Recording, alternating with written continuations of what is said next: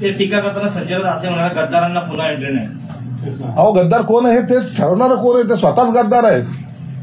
त्यांनी उभाटा गट संपवलाय, त्यांनी शरद पवारांचा गट संपवलाय आणि खऱ्या अर्थानं घेतलेली सुपारी त्यांनी परिपूर्ण निभवलेली. म्हणून खरा गद्दार हा संजय राऊत आहे. म्हणून आम्हाला कोणी गद्दारी स्वाभिमानाच्या गोष्टी शिकवू नयेत आणि आम्हाला जायचे नाही. तुमच्यामधले जे आहेत त्यांना सांभाळा.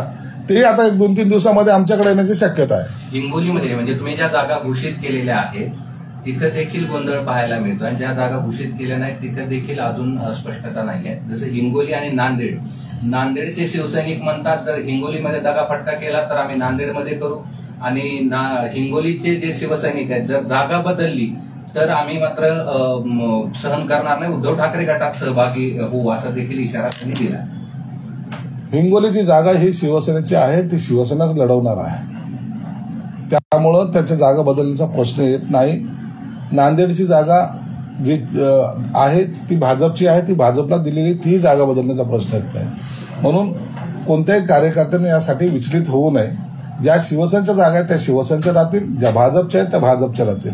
म्हणून यामध्ये असंतोष करण्याचं किंवा चीड दाखवण्याचा कोणताही प्रकार करू नये अशी त्यांना सुद्धा मागणी. देश विदेशातील प्रत्येक घडामोडींचे लाईव्ह अपडेट मिळवण्यासाठी आता साम टीव्हीच्या सर्व सोशल मीडिया प्लॅटफॉर्मला लाईक, फॉलो आणि सबस्क्राईब करा. तसंच सर्व नोटिफिकेशनसाठी बेल आयकॉन प्रेस करायला विसरू नका.